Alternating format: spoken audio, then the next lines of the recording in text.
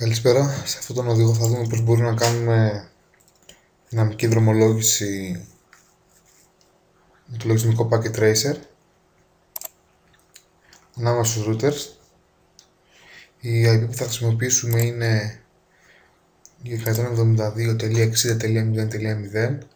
Για τις ανάγκες της άσκησης θα υποθέσουμε ότι θέλουμε να τη χωρίσουμε σε 6 υποδίκτυα. Έτσι λοιπόν η μάσκα της θα γίνει 255.254.0. Αυτό συνεπάγεται ότι θα έχουμε 2/13 host σε κάθε υποδίκτυο. Ωραία λοιπόν. Αυτά. Θα φέρω και το θεωρητικό κομμάτι. Πάμε να ξεκινήσουμε. Ανοίγουμε το λογισμικό Packet Tracer.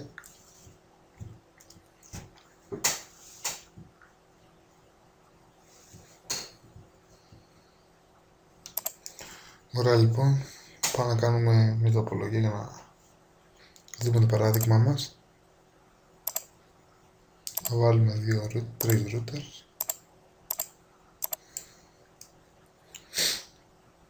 Θα βάλουμε ένα-δυο laptop εδώ, ένα σταθερό υπολογιστή εδώ και ένα σερβερ εδώ. Ωραία.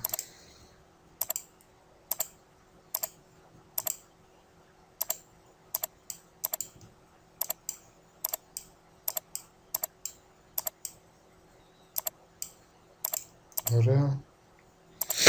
Χρησιμοποιούμε καλώδιο straight through για σύνδεση switch με PC. Το ίδιο κάνουμε και για τα υπόλοιπα. Το ίδιο κάνουμε για switch με router.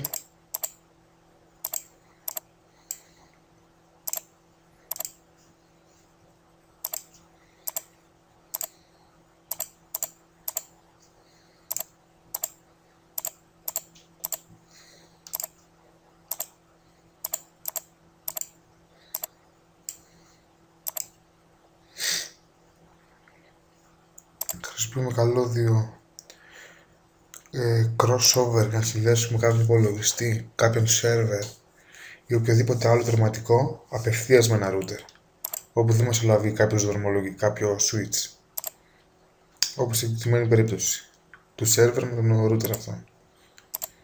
Ωραία. Χρησιμοποιούμε serial DC 780 μητρολογάκι να συνδέσουμε τα router μεταξύ τους. Προκειμένου όμως να το κάνουμε αυτό θα χρειαστεί να κάνουμε κάποιες παραμετροποιήσεις routers. Κλείνουμε αρχικά το router και από τα modules λέγουμε το πρώτο κατά σειρά. Το ανοίγουμε, το ίδιο κάνουμε και στα υπόλοιπα δύο.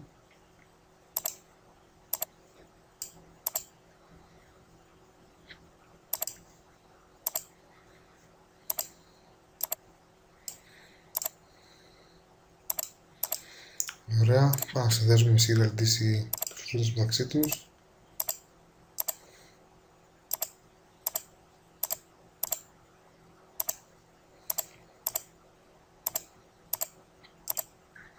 Ωραία.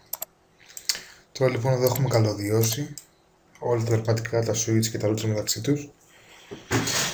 Το μόνο που μένει είναι να δώσουμε IP και μάσκες στα interface και να χρησιμοποιήσουμε το πρωτόκολλο RIP προκειμένου να στείλουμε πακέτα στα διάφορα υποδίκτυα από το ένα σημείο στο άλλο.